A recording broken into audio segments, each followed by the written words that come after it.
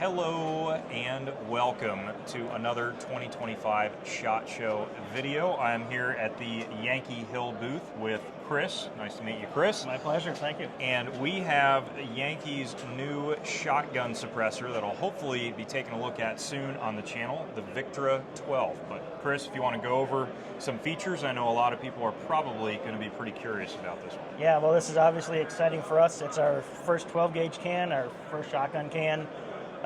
It's been the first total from the ground up project we've had in a long time, so that's been really great for us. We've done some improvements and changes to the other suppressors over the last few years, but we haven't had a totally from scratch project like this, so Absolutely. It feels really good to bring this to market. Yeah. And part of that shows in the name, the Victra 12, basically a derivative of the word victory. Yep. We achieved many goals that we set out to achieve in this project, and we're extremely proud of it. So this is the suppressor itself. So as you can see by its segmented body, it is a modular design. It's going to ship in the 12-inch format. You can also get rod sets to bring it down to 10-inch, 8-inch, and 6-inch format as well. It's going to ship with an improved cylinder choke in the end of it. And we also have full and mod chokes available. We're also working on a skeet choke for guys who want to shoot clays. And at the opposite end, you're going to have your mounting interface.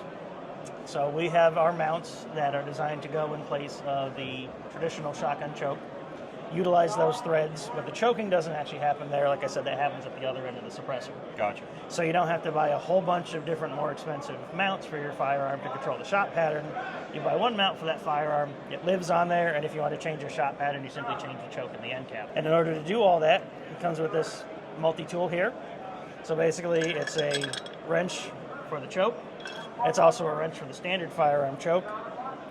And then the jam nut portion, the spanner portion is for the jam nut to tighten it onto the firearm. Gotcha. One small detail that we're really proud of, because it just makes sense to me, is there's this little witness mark here, if you can see them on the top of the suppressor. Yep. So basically you line up that little mark with your bead on your shotgun, and that gives you top dead center. There's no questioning if it's perfectly centered or if it's off a little bit. Yep. You know you're going to be at top dead center there when you go ahead and tighten it up. Excellent. The mounting interface, that stays on the shotgun, or is that removable, So you can basically do it either way. If you're going to have one shotgun and use it on all the time, you can leave the mount on and thread it out of the shotgun. If you're doing some kind of event where you, for some reason, don't want to use the suppressor, you can take it out, put your standard chokes back in.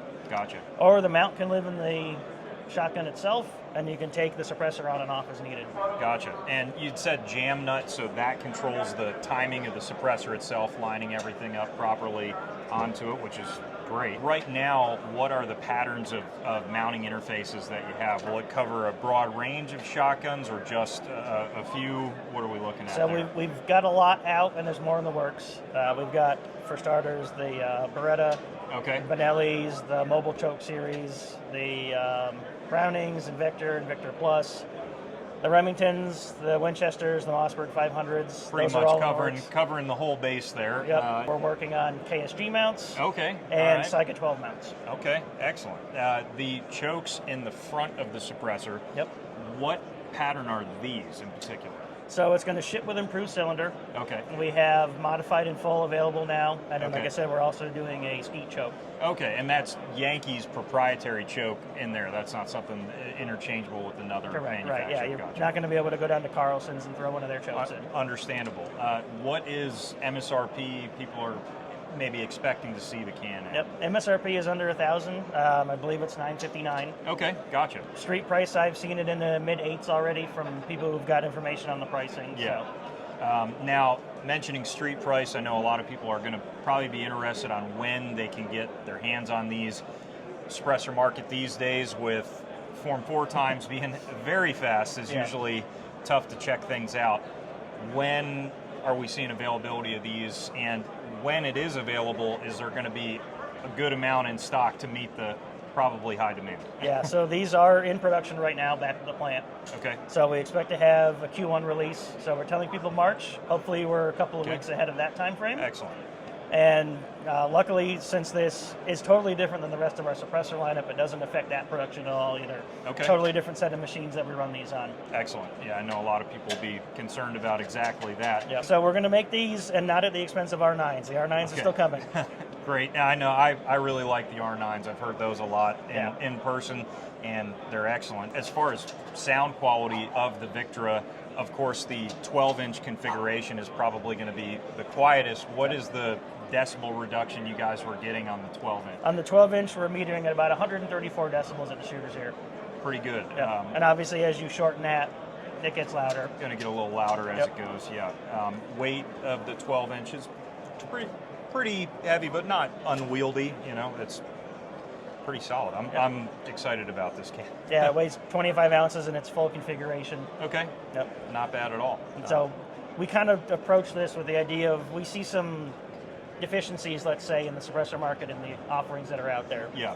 So we wanted to make a can that was lighter than the competition, that had good sound numbers, and we wanted to make a can that had better sound numbers than the lighter, more affordable suppressor, Yep. and bring all that together, and of course hit that YHM price point that we're known for. Absolutely. You know, where the average guy can afford it and doesn't need to take out a second mortgage to buy Of toys course. like this. Yes. Now, obviously, you can shorten it. I know a lot of people are going to be curious. User serviceability, does it need any servicing, cleaning, or are you guys running it like a standard rifle can where it's pretty much going to be good to go? So I mean, we've ran ours pretty hard. It comes apart with just a 5/32 Allen wrench. Okay. We recommend you at least take a peek after you shoot and make sure that there's no, potential pieces of wad. We found mostly it's carbon buildup, some unburnt powder. Some different loads have all kinds of different crazy packing. I was very curious about the shotgun aspect. Just a lot of people are going to know, but wadding, strange things are going on in shotgun shells that I would imagine get a little interesting with suppressing. Yeah, I mean, like this is the choke here. Basically, the rest of the suppressor is very similar construction. Basically, funnels that just keep that shot load intact and don't let it go crazy and scatter inside the suppressor. Any specific load that you cannot shoot through this? Steel shot, anything We've causing shot issue? just about everything under the sun through this without Excellent. issue. Excellent. Yep. Great. So regular cleaning, maintenance, not a problem at all. Which Yep, is like I said, basically take it down, make sure you don't have, maybe a pedal from a wad or something in there. Yeah. We've never found an errant BB or pellet or anything like that, but we do every once in a while see a piece of plastic. And like I Excellent. said, usually some unburnt powder and then some funky stuff like sand and Yep. seeds. Yep, absolutely. Gotta love shotgun ammunition. Chris, I appreciate it. I'm sure a lot of folks are going to be interested to start seeing these in person, also hearing them. Yes. I know I'm pretty curious to hear this on some of my shotguns, so I'm excited to get it on the channel. Of course, stay tuned for more great SHOT Show content coming soon.